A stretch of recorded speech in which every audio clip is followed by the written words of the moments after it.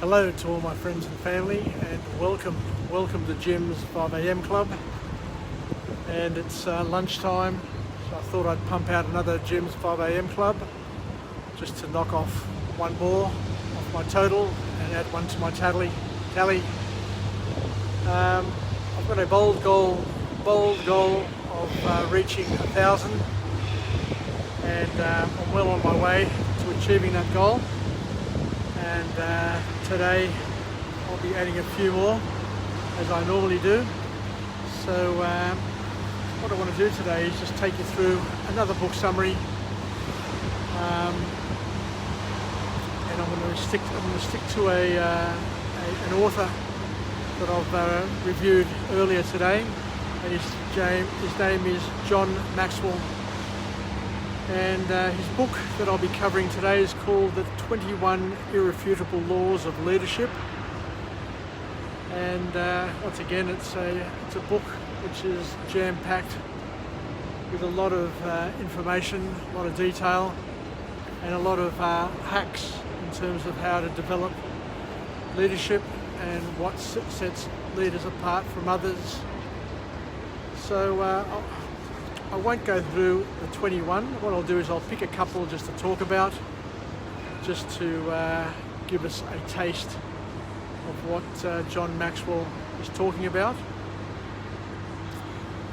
And I'll kick off by saying that in his book here, I'll pick 2, 4, 5 to chat about this time, and we may talk about some other ones next time.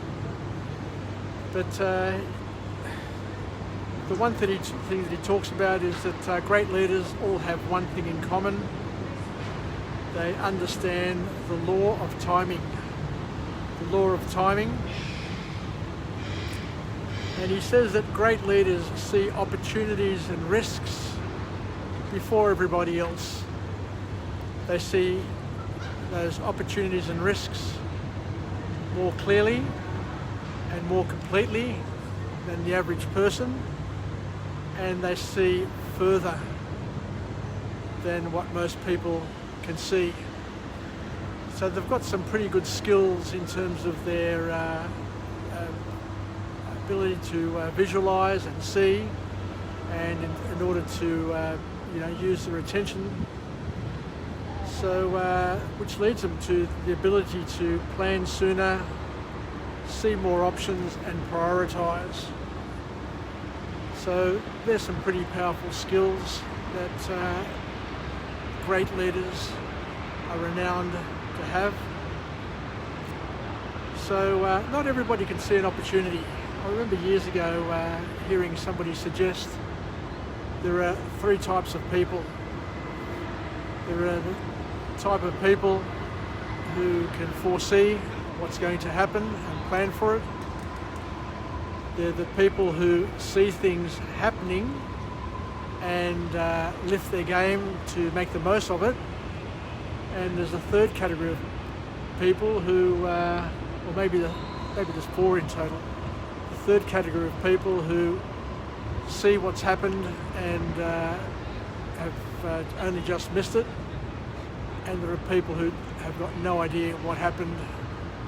And if you tell them, they'll say, well, what happened? I didn't see it, didn't realise it, didn't notice it. So great leaders are the ones who are able to look into the future and capture an opportunity before it becomes an opportunity. So that's something to mull over and to think about. The other thing that the author talks about is the law of sacrifice. And he says here that you need to give up to go up. You need to trade freedom for responsibility. And most people, many people, if not most people, are not willing to give up the comforts in life to take on the responsibilities of being a leader. That's fair enough, because it is a hard slog.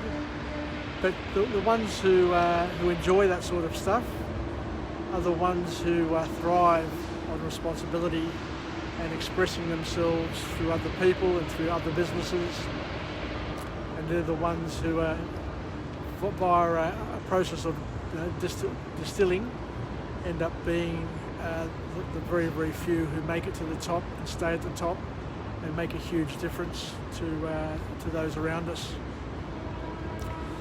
And the author says something here which is quite funny actually. It says it's easier to go from failure to success rather than go from excuses to success. So one thing that leaders have in common is that they're not big on excuses. They're not big on coming up with why they can't do this and why they can't do that. They'll just do whatever they can and make it up along the way and make the most of it while they're going along their path. The third law that I've chosen to talk about is the law of connection. And at the end of the day, unless you've got the ability to connect with people and to work with and through people, then you're not going to be a leader. The bottom line is that you need to have that skill. It's a skill that not very many people enjoy. So you need a very, very strong emotional intelligence to be able to read people, to be able to connect with people, and to make people comfortable, and to be able to understand what the switches are and which buttons to press to get the best out of the people around you. So emotional connection is important, to be able to pick up on other people's wavelength, and more importantly, to surround yourself with people who are on a similar wavelength, so that you don't have to waste too much time communicating with them, cajoling them, and getting them to do the things that you need to do. And something here which is really, really special. The author talks about the importance of being able to touch the heart of people around you before you touch their hand or ask for their hand. So leaders are the ones who are able to connect with both the heart, mind and soul of people, and are able to build that connection and get the best out of the people around them. The law of intuition. So as we said before, the law of timing is important, to get the timing right and to be able to see what's happening. But sometimes when we say seeing, it's more about feeling. And this law of intuition suggests that it's a feeling that people who are great at leadership have. They've got a sixth sense, an ability to know what to do at the right time, how to do it, and basically become very, very effective with their engagements and with their time. And some people are really good at intuition, and intuition comes when the person is able to connect with their subconscious. And a lot of people don't understand this. A lot of people don't understand nor appreciate the power of our subconscious, where our subconscious is basically tapped into everything. Everything that happens through all of our senses is connected to our subconscious, and much of it is not available to us to understand and to be fully cognitive about. But if you're able to relax and to allow yourself to get in touch with your feeling, with your intuition, then you can start to build and work that intuition, and then with time you can get a better feeling or better understanding whether or not you're in touch or you're not in touch. with the outcome and results that come from decisions you make along the way, based on your feelings, based on how you feel. And a lot of us get that feeling. Sometimes, you get a feeling with people, you get a feeling with a change in the weather. Sometimes something happens which makes you feel uneasy or very, very easy. And if you can leverage that and work it, then it's something which is going to give you great empowerment going forward as a leader. And the last one is the law of addition. And very, very few people understand this one here. That to be a great leader, you need to be a person who's of service, a person who wants to give, wants to add value, loves being with people and creating opportunities for the people around them. And a leader, according to John Maxwell, an ultimate leader, is a person who is very, very interested in the welfare and the advancement of the people around them. And they're basically team people who are dedicated to their group, their organisation, their families, whose main role is to improve the position of the people around them. I guess parenting is a fine example of leadership, where parents sacrifice, work hard, look for opportunities to better their children's lives. And that's just another example. But if it's all about you, if it's all about your ego, if it's all about politically killing off the people around you, then you're not a great leader.